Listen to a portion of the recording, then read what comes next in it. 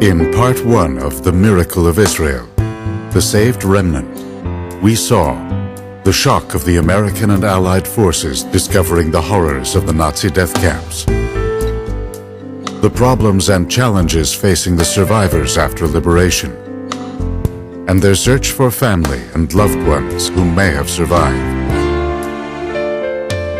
We saw the stark reality of anti-Semitism after the war,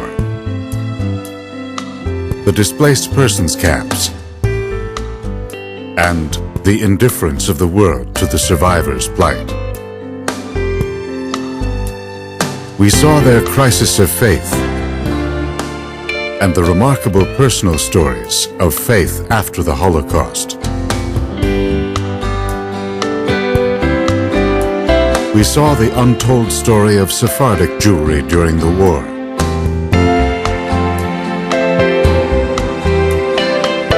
The efforts of Bricha, the escape movement that smuggled survivors from Europe to Palestine, and the unfolding drama of the British naval blockade that tried to stop them. We saw the armed resistance of the Jewish freedom fighters against the British. And we saw the dramatic story of the Exodus and the 4,500 survivors on it who were shipped back to the Death Land, Germany.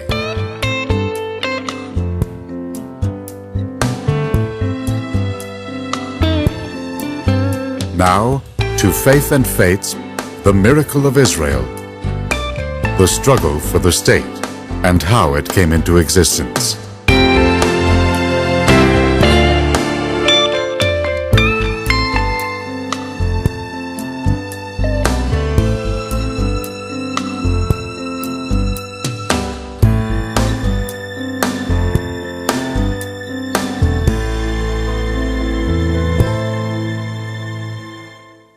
With world opinion swinging in favor of the refugees in Europe and the establishment of a Jewish state, the Zionists in Palestine and in the DP camps still needed the help and influence of world Jewry to support their cause, especially in America.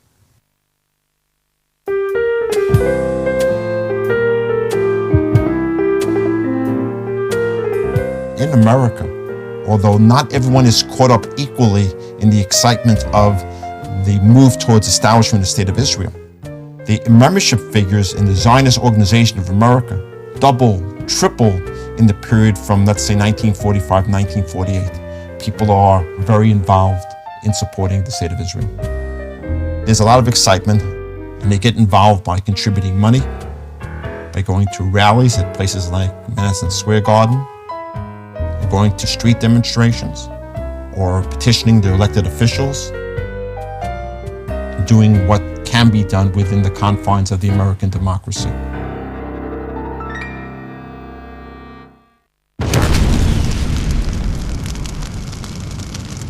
In Palestine, bombings, ambushes, killings and retaliatory murders were daily events. The British faced increasing pressure from both Jewish and Arab insurgents, as well as the growing problem of the Jewish refugees, and President Truman openly seeking a humanitarian solution. In frustration, and with the inability to solve the problems, Foreign Minister Ernest Bevin decided to extricate Britain from Palestine and refer its fate to the United Nations. Though David Ben-Gurion and the leaders of the Jewish Agency had condemned and disassociated themselves from the violent methodology of the Irgun and the Lehi, the military blows struck against the British forces in Palestine undoubtedly contributed to the British decision. They could not cope with the question of illegal immigration, and the struggle in the country became worse from day to day, and the British appeared more and more like oppressors. Now, public opinion in the world would not accept it. At a certain point, the British felt they don't know what to do, and they decided to quit. They felt that they were the punching bag of both the Jews and the Arabs, because both sides would not agree to anything that was acceptable to the other. The British government had won a Pyrrhic victory in World War II. It emerged as a nominal victor, but its empire had been severely weakened, among other places in the Middle East. The British were beginning to draw down their empire. In the middle and late 1940s, they were going to withdraw from India, from Palestine, from other parts of the Middle East. The Soviet Union welcomed this and regarded Palestine as perhaps one of the first big cracks in the British wall of imperialism.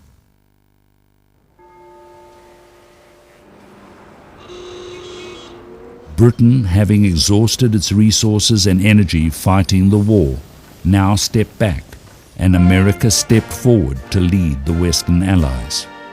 Having learnt the lessons of World War I, the Allies now began to focus their efforts on rebuilding Europe, especially Germany. There's a recognition that the mistakes of World War I, of abandonment of the international scene, is something that America cannot afford to do. And we as an American people, as an American government, as an American nation, emerged from World War II as one of the two great world powers, along with our antagonists, the Soviet Union. So abandonment of the battlefield, this is the political battlefield, is something that cannot take place. And one of the ingenious plans that is promulgated by the American government is the Marshall Plan to get Western Europe and Central Europe, Germany and Austria and the countries they decimated, back on their feet so that they will not become victims of the incursions of the Soviet Union, which had desires to move even further westward, as the Soviets reassert the communist idea of being an international movement. The end of the war saw the Soviet Union as the great victor on the continent, because the dividing line between American and British and French forces on the one hand, and the Soviets on the other hand, left actually in the Soviet military control all of Eastern Europe. And the result was that now the British felt threatened. The British needed American support against the Russians all over Europe, because otherwise the Russians would have proven an enemy that Britain cannot face.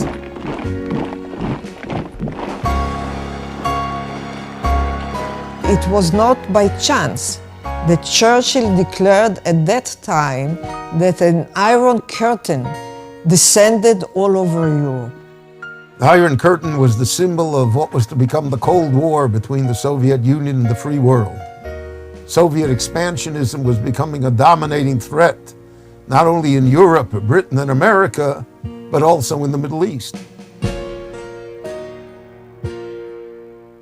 Stalin begins to revert in 1945, certainly when the war is over, to the traditional Soviet posture of anti-Western policies.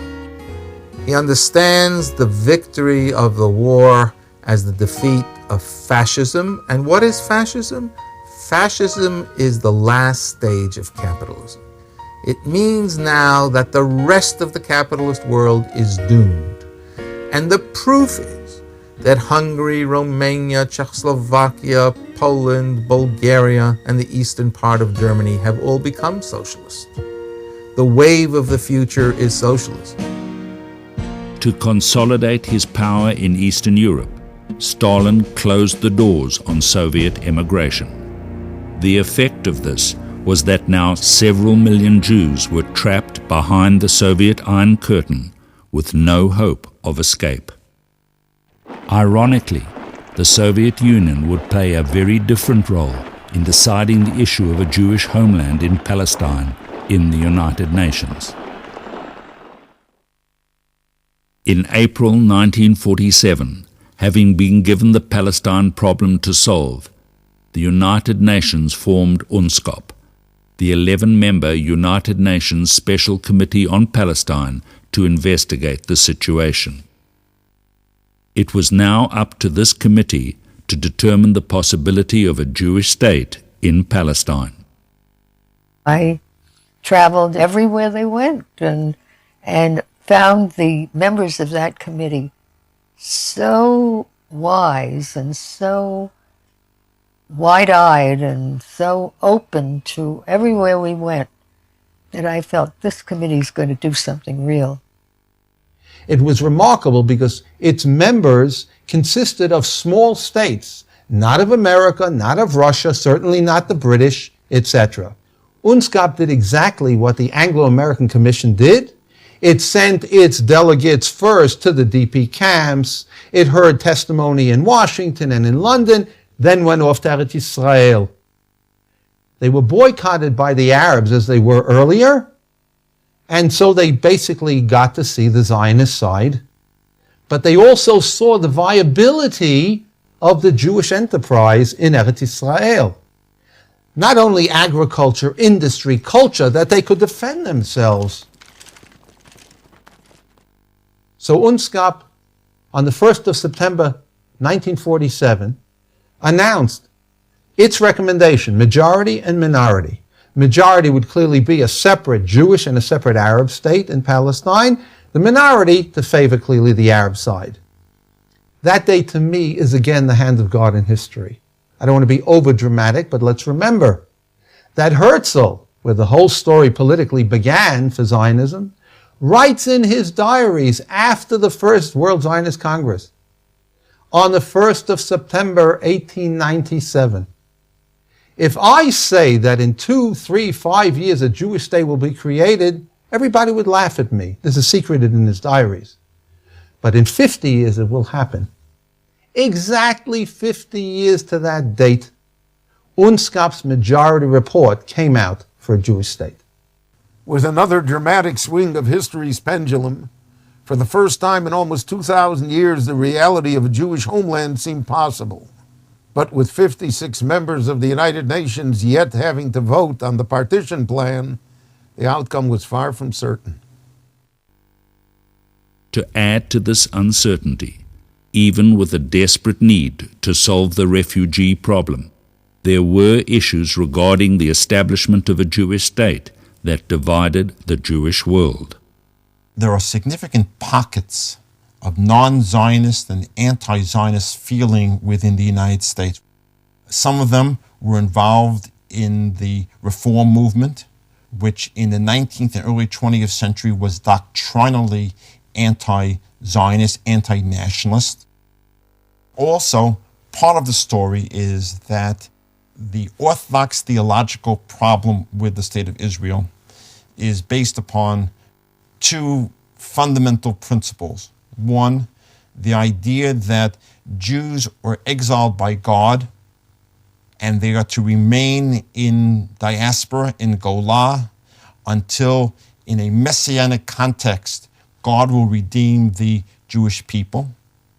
And anyone who attempts to hasten that return is running counter to the thrust of Jewish tradition. And if you say that what's going on now, namely the Zionist movement, is the beginning of the foretold redemption, the people who are running this redemption aren't exactly the most appropriate Jewish role models. So there's a basic theological problem, and it's a question with the secular nature of Zionism. By the time we get to 1948, Zionism has swept the field in terms of American Jewry. From Reform to Orthodox, there's a general positive sense that this is a very important moment for the Jewish people and for Jewish history. Sephardic Jews are often accused of not having been Zionists. Political Zionism as a European socialist movement was not part of their world, but closeness to the land of Israel was. The return of the Jews from the Muslim world to Israel had begun 100 years before. Jews of Bukhara of Central Asia were among the first to come and settle outside the walls of the old city of Jerusalem. The Jews of Bukhara did not have to have a Zionist emissary tell them, come, become a new Jew. They were already coming to Eretz Israel. The Jews of Yemen had come 100 years before. The excitement of return, the sense of redemption that filled the hearts of the Sephardic Jews throughout the Mediterranean world occurred. It wasn't a political solution of rational problems. It was a fulfillment of a Jewish dream. The race for Palestine was on, and the diplomatic maneuvering by both the Arabs and the Jews to lobby the member nations of the UN for their vote became a country-by-country struggle by the Zionists to ensure support for their dream of creating a Jewish state and returning to the homeland of the Jewish people. So there are various factors involved. A lot of it is luck. Some of it is humanitarian support. But every string was pulled by the Jews. It was a nip-and-tuck thing. There was no certainty of a two-thirds majority. The UN's partition plan for Palestine gave the Jews a disjointed, sometimes disconnected, gerrymandered country. It also separated Jerusalem from the rest of the Jewish state and placed it under UN international supervision. The response by both Jews and Arabs to this United Nations plan would eerily foreshadow all future Arab-Israeli peace negotiations held much later in the century, when the Arabs again would fail to agree to peace treaties that clearly favored them. Although the UN's proposition was far from ideal for the Jews, the Zionists quickly agreed to the UN plan of two states, one Jewish, one Arab. However, the Arabs not only rejected the plan in its entirety, they warned that they would push the Jews into the sea. On November 29, 1947, the resolution to partition Palestine and establish a Jewish state was put to the vote. Afghanistan? No. Argentina? Abstention? Saudi Arabia? No. Soviet Union? Yes. United Kingdom? Abstain. The United States? Yes. The resolution of the DUC Committee for Palestine was adopted by 33 votes, 13 against, 10 abstentions.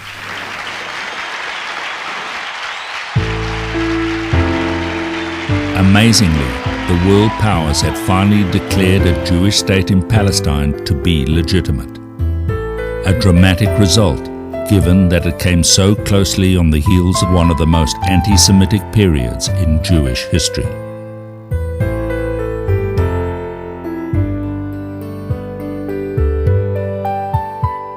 And the Arabs stood up and said, over our dead bodies, and walked out. I was at the UN when they did that. The Arab states, of course, voted against the establishment of these two states, with the philosophy that either we get all or nothing at all. This maximalist stance proved to be their undoing for the next 50 or more years. One of the great surprises in the UN vote for partition was the Soviet Union's decision to support the founding of the Jewish state. It's miraculous to a Jewish believer. It's perfectly understandable. Someone higher up is pulling the strings. But to the historian, it's the only time when the Soviets and the Americans are agreeing at the UN at the height of the Cold War on a major issue. Why did the Soviet Union support the creation of a Jewish state in Palestine? Andrei Gromyko, the USSR representative to the UN, depicted it in humanitarian terms. And he said, the Jewish people had suffered tremendously in the last war. Millions of Jews are displaced. They have no place to go. He was not, of course, referring to Soviet Jews, but to the refugees from Poland and Czechoslovakia and Hungary and Romania and so on. They need a homeland. A Jewish state in Palestine would provide that. That was the official reason. The unofficial reason for supporting the Jewish state was that it would get the British out and begin a process whereby the British would be forced to withdraw from Jordan, from Egypt, from the Sudan, from Iraq, and so on. Moreover, of all these countries, the Jewish Yishuv, what was to become the state of Israel, had the greatest potential for becoming a socialist state. What the Soviets seem to have neglected was that the dominant socialist party in Palestine, in the Jewish Yishuv, was not a Marxist party. And when the Soviets began the anti-Semitic internal domestic campaign in 1948, most of the Yishuv, not all of it, but most of the Yishuv turned anti-Soviet. The repercussions of the UN vote for partition would have a direct effect on the nearly 1 million Sephardic Jews living in Arab countries.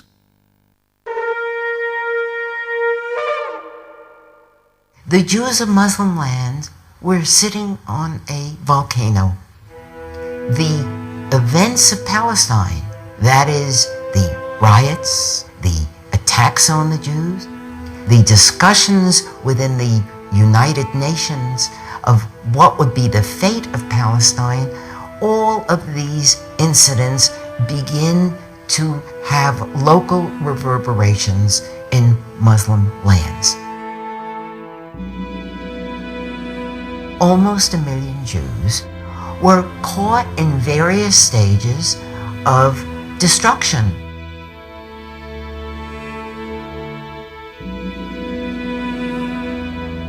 Jewish bank accounts had been frozen in Syria, in Lebanon, the setting on fire of synagogue in Libya,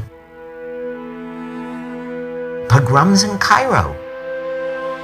All of these have been part of the upheaval of the Arab nationalist spark that were going on in the Near Eastern countries.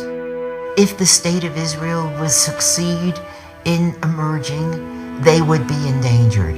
If the state of Israel did not succeed in emerging, they would also be endangered. So that they were waiting with bated breath, with much trepidation, with a sense that their fate hung in the balance once again.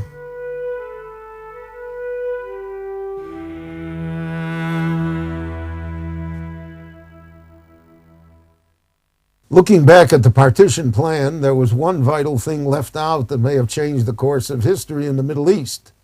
No provision was ever made for a UN mediating force to implement the plan. The world and the British turned their backs and left the Jews and the Arabs to sort out the problem by war. Even while defending themselves from increasingly violent Arab attacks, the Jews continually attempted to offer the Arabs their hand in peace. Unfortunately for everyone, Jew and Arab alike, the Arabs would have none of it. Directly after the UN vote, Arab anti-Jewish aggression escalated. Within the first week, 62 Jews were murdered by the Arabs. Over the next several months, throughout Palestine, in cities and settlements, Jews were attacked and killed. During February of 1948, Arab militants exploded 2 major bombs in Jerusalem. The first destroyed the Palestine Post building. And 2 weeks later, a bomb was detonated on Ben Yehuda, Jerusalem's main street, killing 44 people. A Hadassah medical convoy with markings of the Hadassah hospital, killing 77 Jewish doctors, nurses, medical students on their way to Mount Scopus. The British were nearby and lifted nary a finger until it was too late. By May of 1948, 1,256 Jews, mostly civilians, had been killed by the Arabs.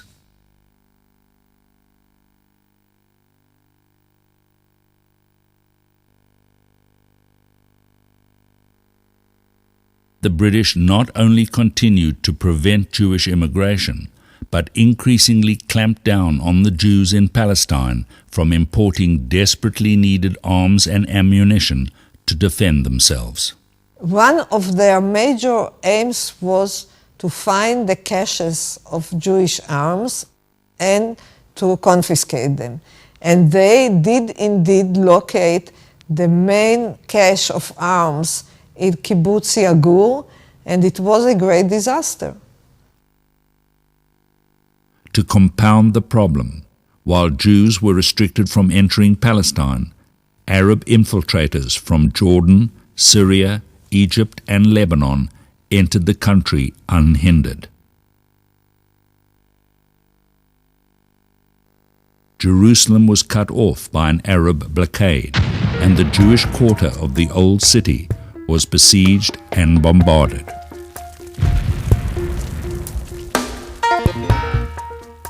The Arabs attacked the Jews in their most vulnerable positions, namely the roads.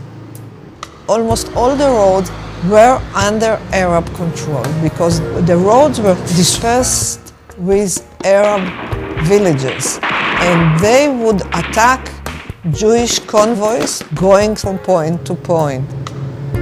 Especially vulnerable was the road from Tel Aviv to Jerusalem. It was one road going through a very narrow strip of land between Arab villages and the mountains, and the result was casualties, and also Jerusalem could not be supplied with food, with fuel, and it became a very crucial situation. With the Arab control of the roads and Jerusalem under siege, many outlying Jewish settlements were isolated and vulnerable to attack. Miraculously, only 2 of them fell to the Arabs. After a fierce battle and tragic loss of life, the Etzion block of settlements in the Hebron Hills and the Kibbutz Mishmar HaYarden on the Syrian border succumbed to the attackers. Disunity among the Arab forces in 1947-48 tremendously weakened their position, whereas the Jews had this very impressive, experienced Haganah, with Etzel and Lehi contributing their own parts to the struggle of the Jews. The Palestinian Arabs had no real cohesive force, had no united leadership, and no infrastructure to fight the Jews, and ultimately this led to their downfall.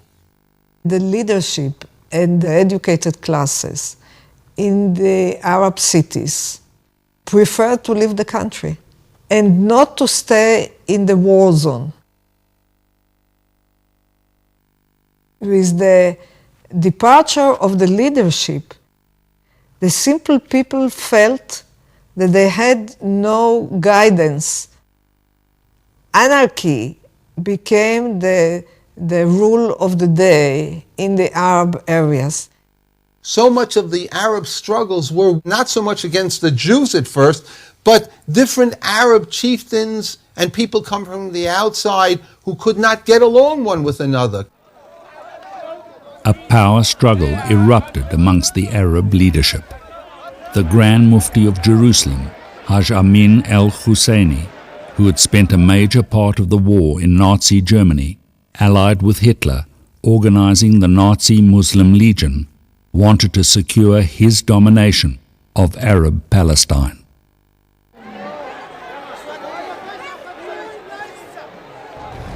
In Syria, the Arab League formed the Arab Liberation Army in the fall of 1947 to counter the Mufti's ambitions. On another front, King Abdullah of Transjordan had his own ambitions to merge Palestine with his kingdom. Fawzi al-Qaugji, who had previously led the rioting against the Jews in 1936 and had also returned from living in exile in Nazi Germany, with a force of 7,000 men and the aid of the Lebanese and Syrian armies, sought to drive the Jews out of the Galilee and all of northern Palestine. Hundreds of volunteer Syrians, Iraqis, and fascist Bosnians who had served in the Nazi Muslim Legion and exiled Palestinians infiltrated Palestine and formed the nucleus of Jihad al-Muqaddas, Holy Fighters. Several thousand local Palestinians joined them. Also, the Muslim Brotherhood, mostly fanatic Islamic fighters from Egypt, fought in the hills of Hebron and the Negev.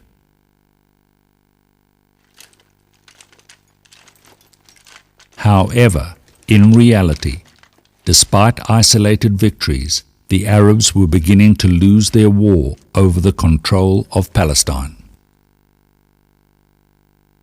The Arab armies could not unite themselves, and therefore, when they instructed some Arabs to leave, Jaffa was controlled by 70,000 Arabs. Overnight, when the Haganah, for example, forces got major key posts, almost all of these Arabs fled.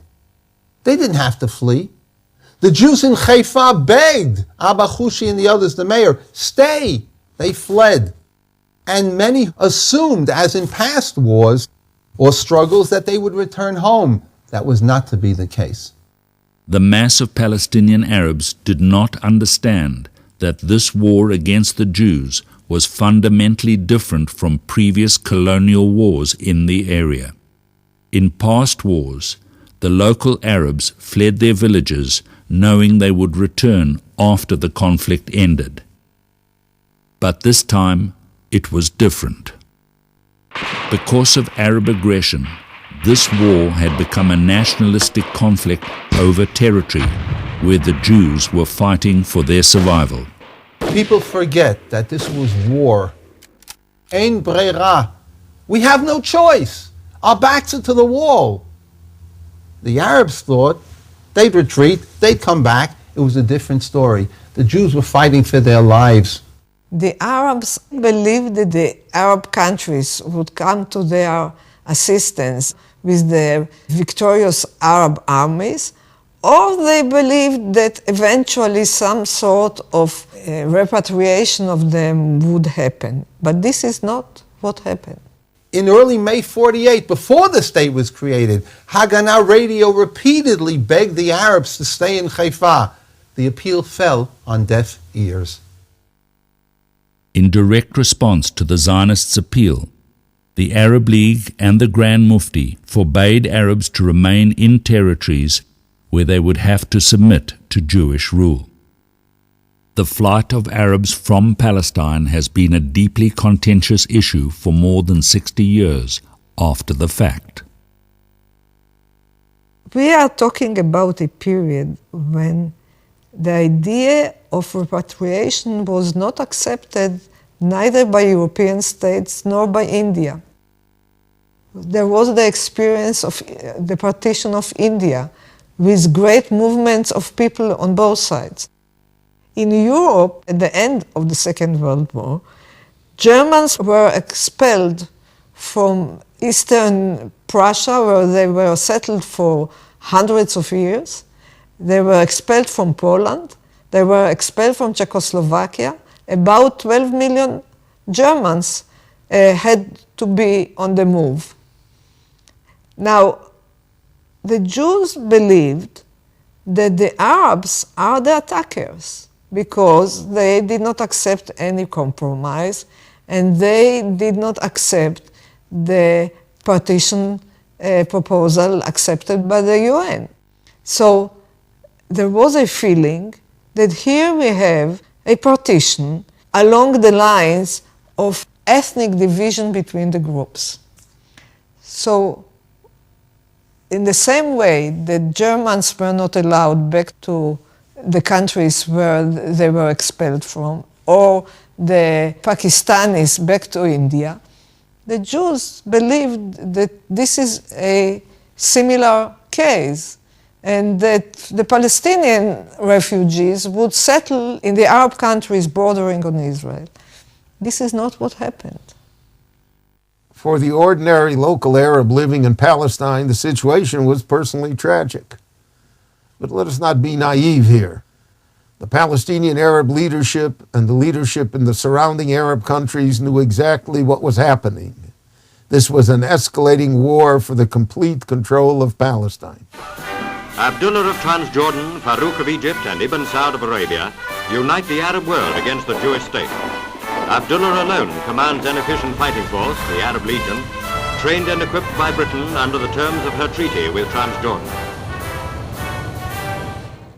On one hand, after the most terrible persecution in their history, where nearly 40% of the world's Jewish population had been murdered in Europe, the Jews were fighting for their right to return to their legally apportioned part of Palestine, as decided and approved by the United Nations.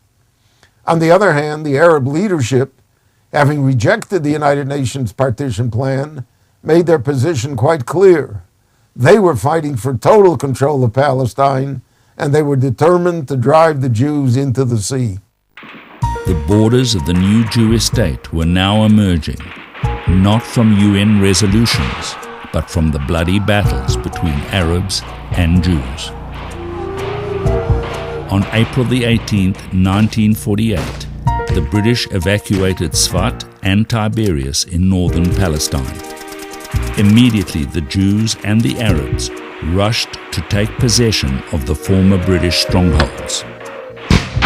In a battle reminiscent of the Maccabee victory over the Greeks, the Palmach, the strike force of the Haganah, with only 1,400 soldiers under the command of Yigal Allon, defeated 10,000 Arab fighters to take control of Sfat in the Galilee. Here, too, many thousands of Arab residents fled to surrounding Arab countries. Britain indicated it would leave the country by August 1948, but as the fighting began to turn against the local Palestinian Arab forces, it moved the departure to May the 15th, convinced that neighboring Arab armies would invade and overwhelm the Jews. In the United States, old tensions emerged anew. President Truman began to support the creation of a Jewish state, but was bitterly opposed by Secretary of State George Marshall and Secretary of Defense James Forrestal.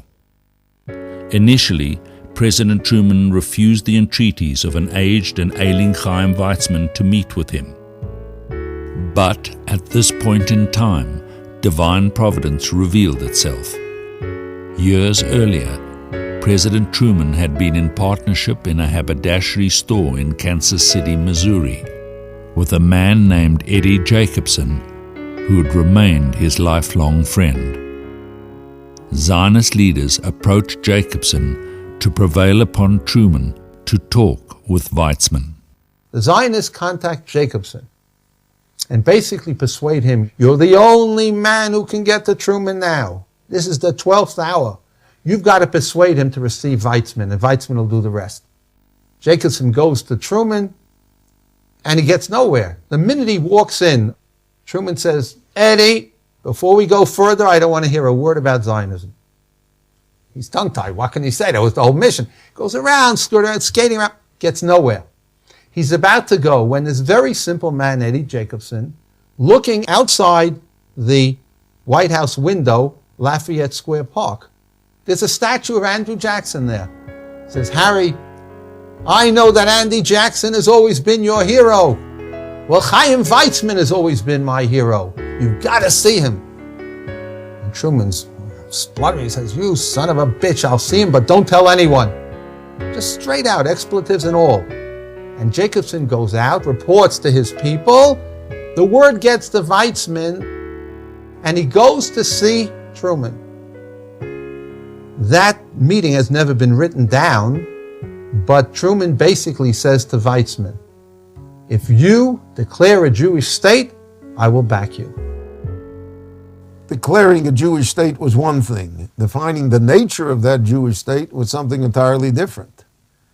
As usual throughout our history, we Jews have always argued, especially over the issue of Jewish identity, how we define ourselves. The Declaration of Independence itself is a reflection of the tensions between the secular and religious camp. And that's always plagued Zionism. For example, does one mention God's name in the Declaration of Independence? Secularists and extreme ones such as Yitzhak Groenbaum of the Jewish Agency wanted to have no mention whatsoever. The religious insisted, how can you have a Jewish state in a declaration without the name of God mentioned? The compromise was Tzur Yisrael, the rock of Israel. For religious Jews, that clearly meant God. We say it in our prayers, Tzur Yisrael, before the Amidah of the Tefillah of every day. On the other hand, for secularists, that could mean anything. And that was purposely done, if you will, to paper up the differences between the religious and the secularists.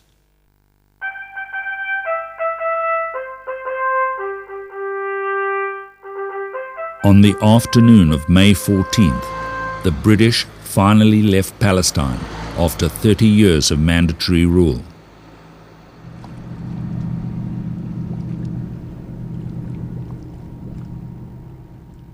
Amidst the increasing violence and chaos of the collapsing Palestinian society around them, and in the face of the threat of Arab invasion from other countries, the Executive Committee of the Jewish Agency voted in favor of the establishment of a Jewish state. David Ben-Gurion declared independence immediately, naming the new state Israel. אנו מכריזים בזאת על הקמת מדינה יהודית בארץ ישראל, היא מדינת ישראל. ברוך אתה אדוני אלוהינו מלך העולם, שהחיינו וקיימנו והגענו לזמן הזה. The date of Friday, May 14th, 1948, on the eve of the Sabbath, was a turning point in Jewish history. For the first time in 2,000 years, the Jews regained sovereignty over their ancient homeland. 11 minutes after Ben-Gurion's declaration, President Truman was the first world leader on behalf of the United States of America to officially recognize the new state of Israel. The United States recognizes the provisional government as the de facto authority of the new state of Israel. It was announced by loudspeaker in the streets, and everybody who could move, who could walk, went, and together we were dancing in the streets and thanking Hashem that He helped the people of Israel to become again a nation. And for us survivors, for sure it meant a lot that we can be in our country and we won't be called again dirty Jew.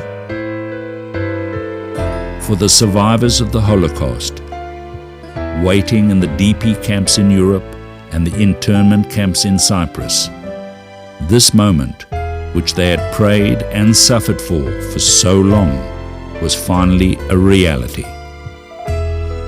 They, together with Jews world over, celebrated this historic moment. But their celebration soon turned to concern. On the one hand, the declaration of Israel's independence could be viewed as an act of possible national suicide. The whole Arab world against Israel, and with borders that, according to military experts, could not easily be defended, especially at that time. The odds, according to logic, were therefore against Israel's survival. With no other country in the world willing to fight for us, or even with us, and after all, how many were there of us? With only a few fighter planes and a handful of armaments, the state looked like sheer insanity.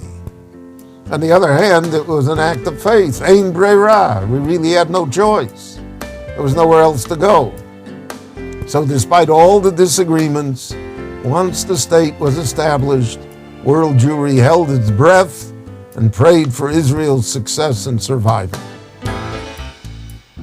Within hours of Israel's declaration of independence, Syria attacked the infant state, followed the next day by 4 other Arab states. In an official cablegram from the Secretary General of the League of Arab States to the UN Secretary General on May the 15th, 1948, the Arab states publicly proclaimed their aim of creating a united state of Palestine, in place of the Jewish and Arab two-state UN plan. Egyptian bombers attacked Tel Aviv, and army units from Iraq, Syria, Transjordan, and Lebanon crossed the borders into Israel. The whole world played the numbers game. How can 600,000 Jews defeat 30 million Arabs? Our State Department played that game and said, those Jews are going to be driven into the sea. And the whole world believed that, except those of us who had been there and had seen these new Jews. They would fight to the end. For the survival of the State of Israel, the outcome of the war in the coming weeks and months was far from certain.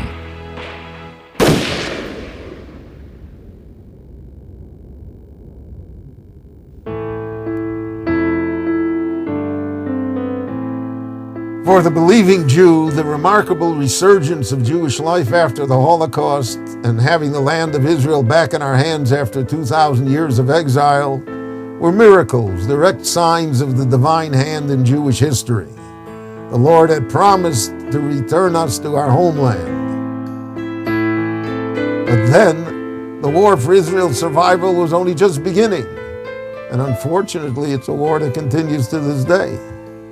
It's really a tragedy that the Arab leaders in 1948 found no place in their hearts to live and let live, and accept the United Nations partition plan, which was so favorable to them. Had they done so at that time, how different the story of the Middle East and the world might have been today. Perhaps, during no other decade in the 20th century had the pendulum swung as widely for the Jewish people as it did from 1945 to 1948.